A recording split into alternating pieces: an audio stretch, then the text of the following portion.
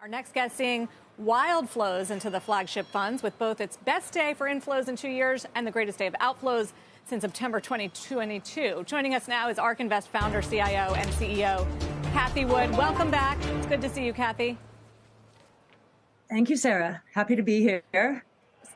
So in a sort of perverse way, the banking turmoil has been really good for your funds, right? Because we've seen lower rates and all these tech stocks rally. Is that how you perceive it? Yes, in a way.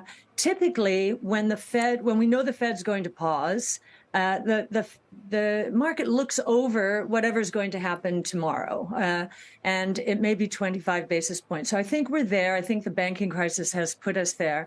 But I do think that, the Fed or the FDIC is here to save the day. I think that's too easy an answer right now. And I don't think that the Fed or many of the people I hear discussing this really do understand how harmful this is to the underlying economy. And our strategy tends to do pretty well when interest rates are coming down and when the cyclicals are weak.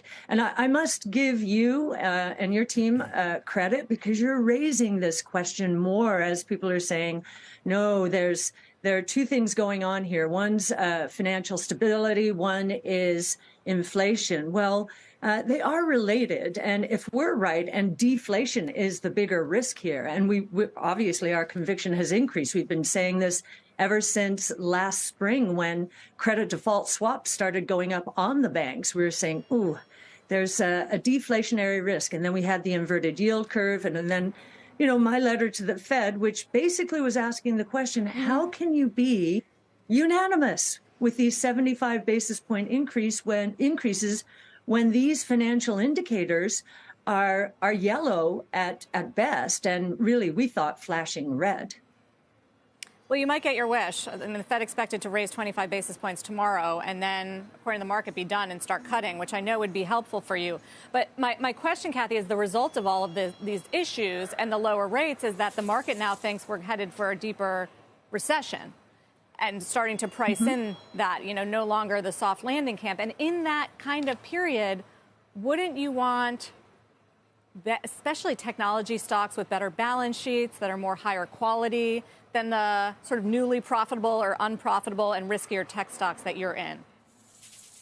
Well, something very interesting has happened over the last year, actually over the last 2 years. So our strategy peaked out in February of 21. A lot of our companies had done secondaries when they were booming. The stocks were booming in 2020, early 21. And today what we find, now that they have the cash and they've been cutting costs, streamlining, our ARKK fund has on a weighted basis, a runway of roughly 6 to 7 years of cash. And our ARKG fund, which is where we would have the most questions because they are very early stage, they have, and it's because the market's demanded it, been cutting costs, raising cash, and they have 4 years of runway. So we actually think we're in very good shape, and that interest rates coming down is going to be another booster. Again, it's the valuation hit of the last year that has been so severe to our strategy, February of 21 to today. And that was all related to the Fed jacking up interest rates 19-fold in less than a year. Unprecedented. We think it's like an earthquake, not just for our strategy, actually. We now think the earthquake is rolling off of our strategy and into other strategies. And those that are cyclical, we think, are going to face some quite severe challenges during the next, I'm going to say, 6 to 9 months. Well, if that's the case and cyclical is under pressure because of the economy, because of the Fed, I mean, why have you been adding Block, for instance, the last few days? I mean, really amassing a pretty sizable position in this company, which is so tied to consumer discretionary spending. Yes, what we're seeing with Block, Square, Cash App, we're seeing two things. It is reducing the cost of financial services And so more people are flocking to it. And in fact, it's developing a closed loop ecosystem. And we believe could be one of the big winners in the digital wallet space, where it won't even have to interact, where their clients won't have to interact with banks.